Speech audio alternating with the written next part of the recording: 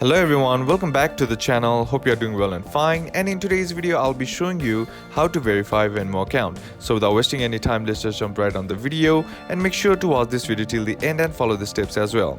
Now the first thing that you need to do is open up your Venmo app, and once you're inside there, tap on the profile icon on the top left corner of the screen, and then you'll be seeing this menu options. Now on the bottom of the screen, you'll be seeing your settings option. Simply tap on that, and once you tap on settings, you'll be provided with this bunch of options. Simply scroll down, and under security you'll find an option that says identity verification. Now simply tap on that, and once you're inside there, you'll be sent to this one-time security check.